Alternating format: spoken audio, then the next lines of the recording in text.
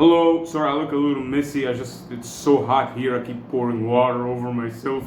Anyway, in this video, I wanted to continue talking about the restoration of, my Egyptian culture and language and elements of my identity, my native identity in general. Because this isn't a new topic. Many people have been talking about this, and I have noticed that recently it's been spreading even more among the general public here in Egypt.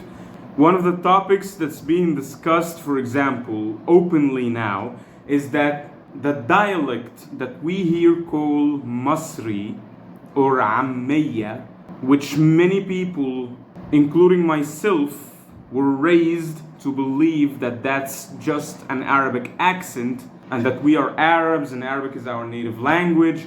But now many people are starting to realize that this Masri or Ammiya dialect is actually the remnant, a very broken and fragmented remnant of our native language. It even has grammatical differences between it and Arabic, which makes it a completely different language.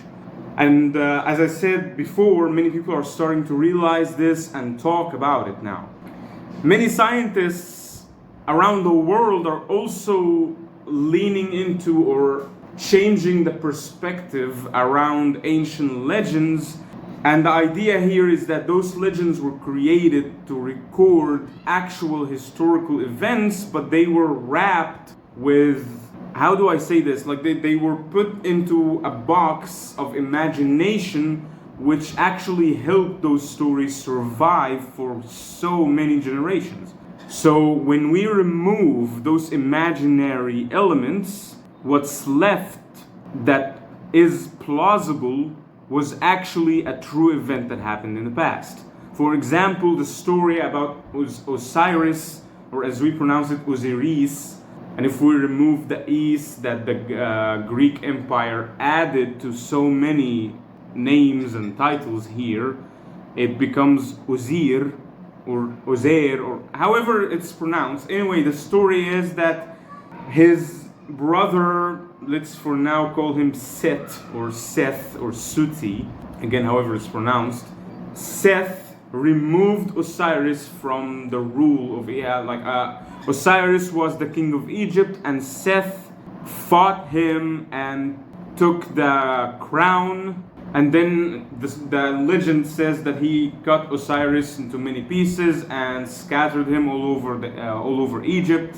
And then Isis or Isis or Iset, Osiris's wife, collected those pieces, put them back together, and he was resurrected, came back to life, and they had a baby, and that baby became Horus or Hiru or Hor, however it's pronounced as well. And Horus took back the crown from his uncle. Did I say that Seth was Osiris's brother? I'm not sure if I mentioned that or not. Anyway, that's the legend.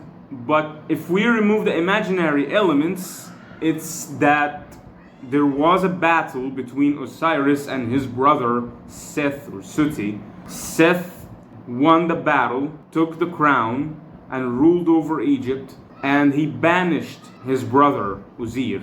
And as he was banished, he was figuratively lost. He lost himself. He lost his way. He didn't know what to do. It was a mental thing that he was scattered emotionally.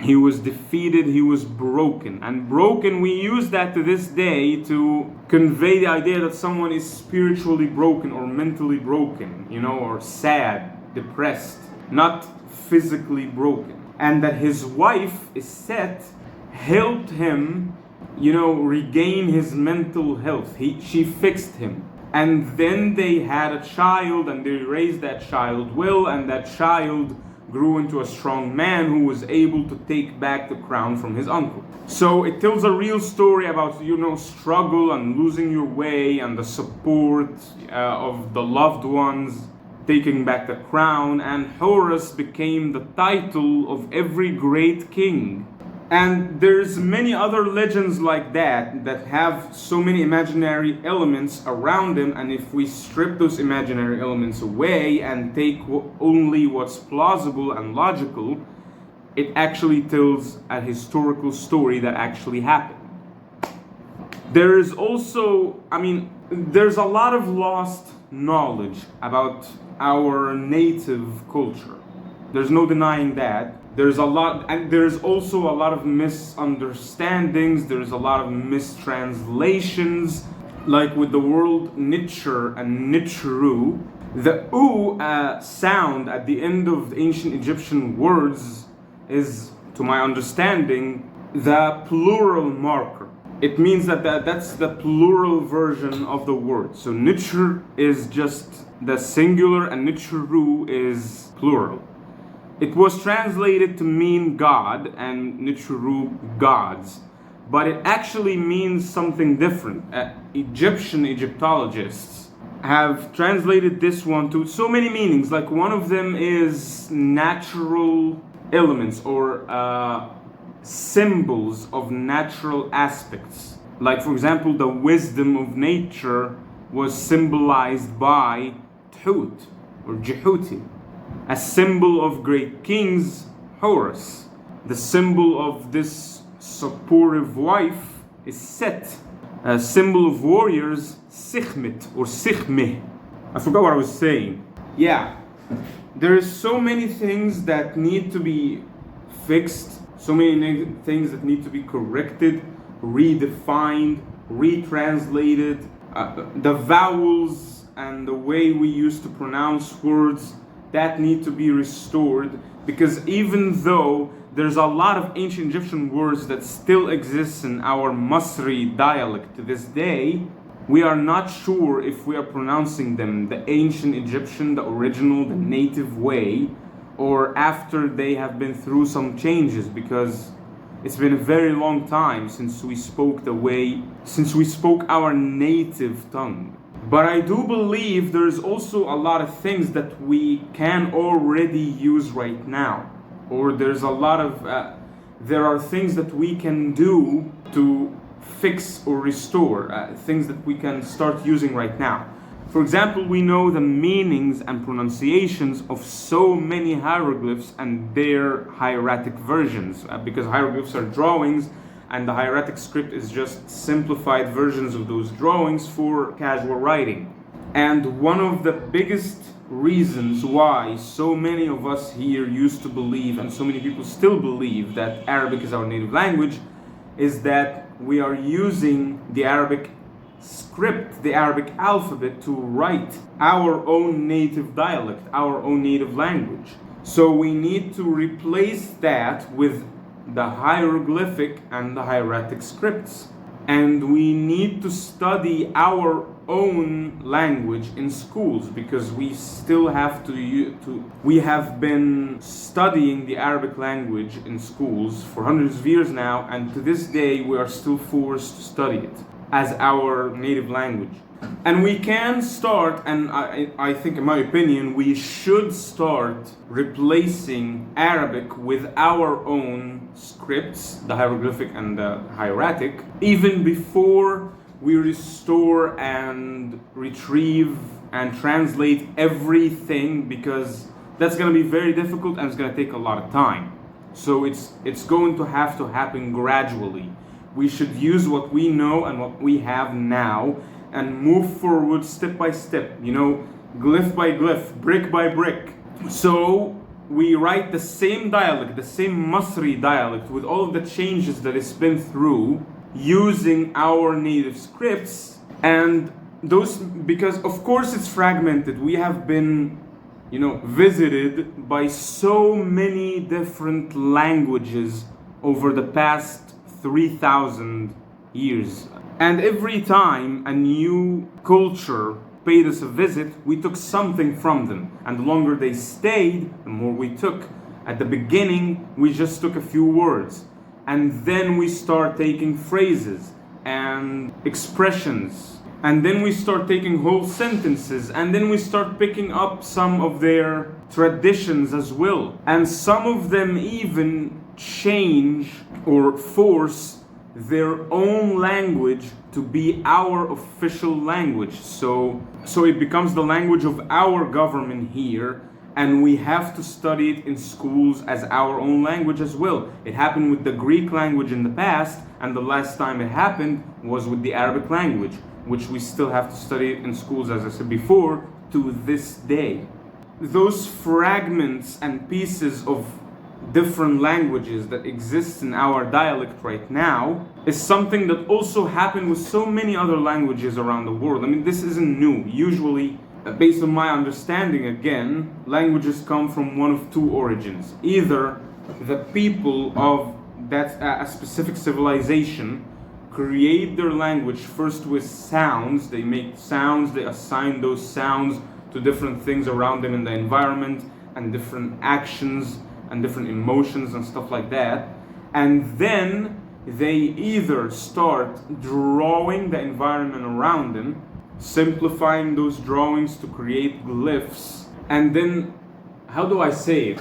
They link those glyphs with the sounds they assign to the thing that the glyph is symbolizing already, and that's how they create the language system, step by step. Or they still have already a language system, but they don't have a writing system. They import a writing system from a neighbor, from someone else. And from my understanding, ancient Egypt and ancient China both created their languages from scratch, from the environment around them. Whilst most languages in Europe and the Semitic languages, they all can be traced back to the ancient Egyptian language through a lot of evolutionary steps.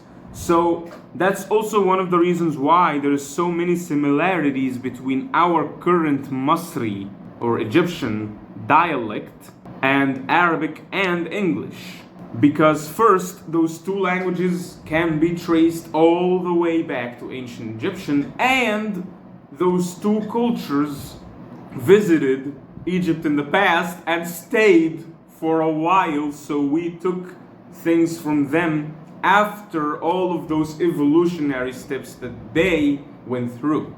And every time anyone does that thing where you take something from someone else, even when you import a writing system from someone else, you usually also take some words that you don't have, but you change and morph the pronunciation of those words to adapt to the way you already pronounce things. You know, the sound wave, the resonance that your language and the linguistic logic of your own tongue is already governed by, so the foreign word changes and morphs to adapt to you.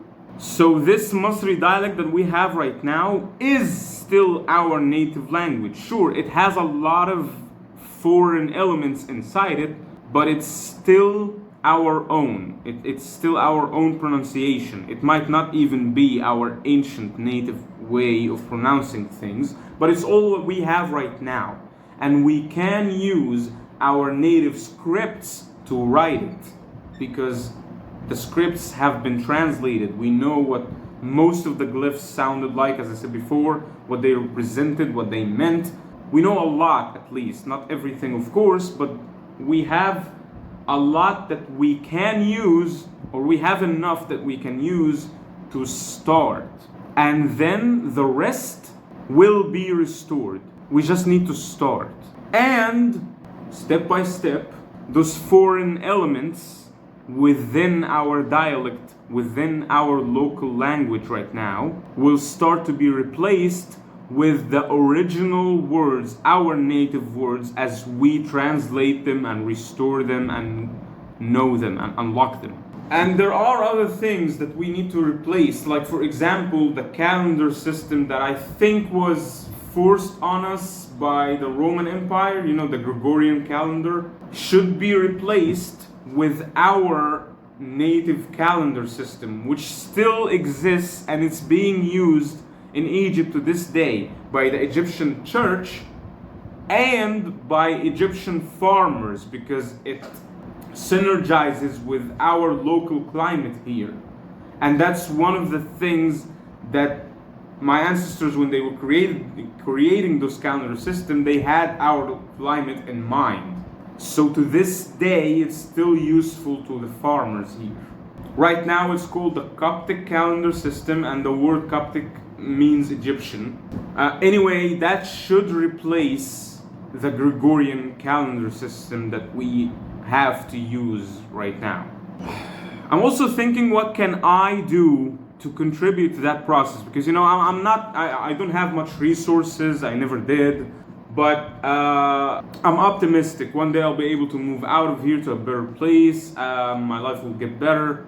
But what can I do right now? I mean, I taught myself English by myself through very difficult circumstances, a lot of bad things. I had to drop out of school when I was 15 to work.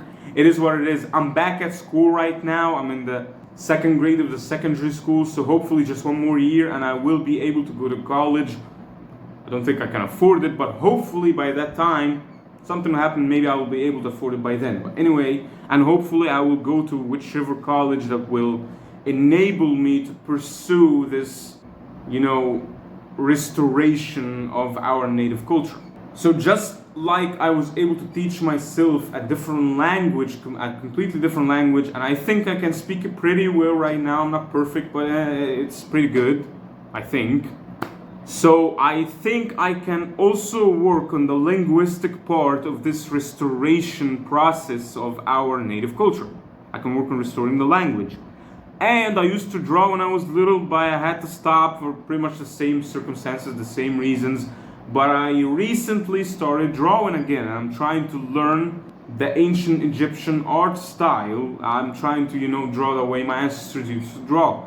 And the hieroglyphic script is little drawing, so it's a very good thing that I'm starting to draw. That will help with the linguistic part that I just mentioned. So I can work on the artistic part of my native culture as well. And then whatever else I can, make videos about. I intend to keep making videos about this, journey. And whatever I can talk about, whatever I can discuss, like our local calendar system, as I mentioned before, our native calendar system, our legends and stories, and whatever I can analyze, whatever I can discuss, whatever I can translate. I intend to learn every single glyph of my native language and every meaning that glyph represented and every sound that glyph symbolized. And I also intend to learn those scripts, the hieroglyphic and hieratic scripts, and start writing using them, whether writing the Masri dialect or even English. I'll see how it goes. I'll do my best, and I will keep making videos about this in Arabic and English, because I have a different channel. I'm making Arabic videos as well about this topic. And that's pretty much all I can afford to do, is my best. And we'll see how it goes.